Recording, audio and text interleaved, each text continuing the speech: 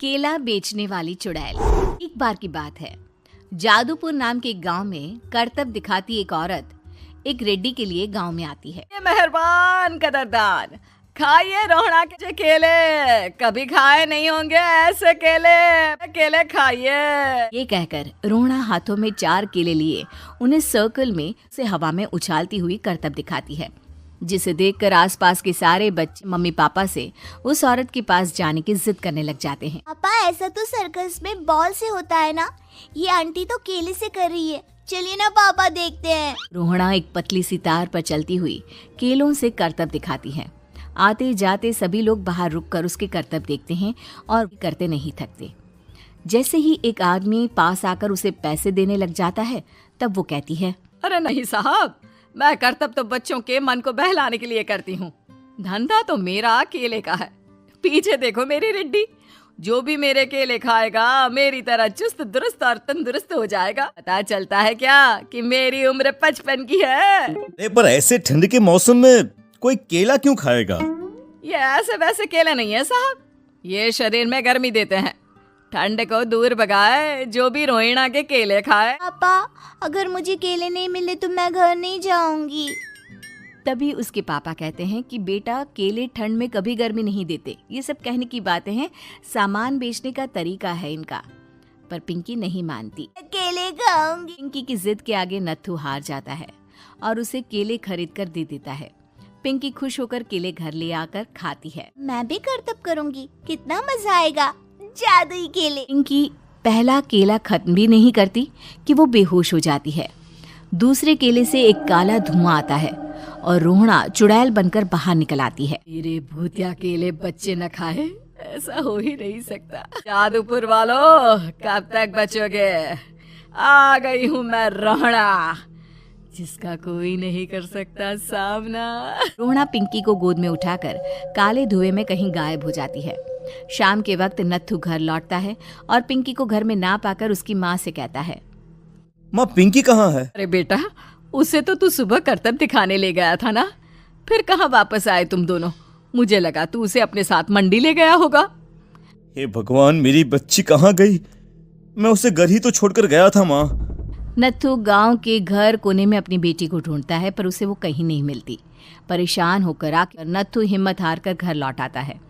अगली सुबह रोहड़ा फिर से करतब दिखाने आती है और इस बार पिंकी की तरह रोनी केले खरीद लेता है। 50 रुपए दिए थे पापा ने, सारे पैसों की मैंने केले खरीद लिए हैं। अब मैं भी आंटी की तरह ही करतबबाज बन जाऊंगा।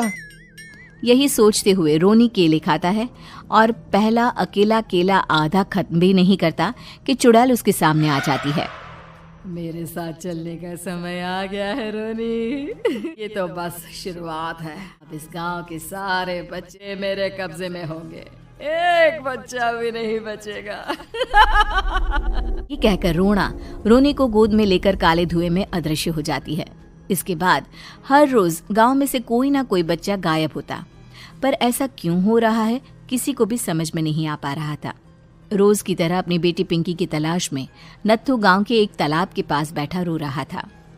कहाँ गई मेरी पिंकी? शकुंतला के जाने के बाद एक वही तो मेरा सहारा थी। अरे उसकी आत्मा कोस रही होगी मुझे कि मैं अपनी बच्ची को संभाल भी नहीं पाया। नत्थू ये कहता हुआ रो ही रहा था कि तभी तालाब में से उसे शकुंतला की आवाज सुनाई देती है। तुम शकुंतला? हमारी बच्ची और सारे गायब हुए बच्चे रोहड़ा के कब्जे में हैं।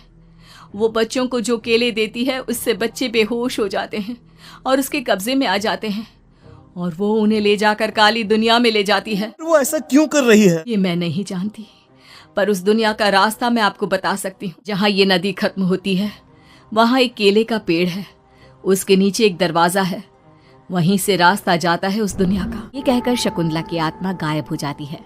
गांव के सभी लोग झुंड बनाकर उसी रास्ते से काली दुनिया में चले जाते हैं और वहाँ देखते हैं कि सारे बच्चे वहाँ काम कर रहे थे। पापा, मुझे ले चलो यहाँ से। पापा, पापा। सभी बच्चे अपने मम्मी पापा से लिपट जाते हैं। तो तुम लोग यहाँ तक आ गए? तू हमारे बच्चों को पकड़ लिया तूने, तुझे शिकार ही बनाना है तो ले, हम सब आ गए हैं, हमें खा ले।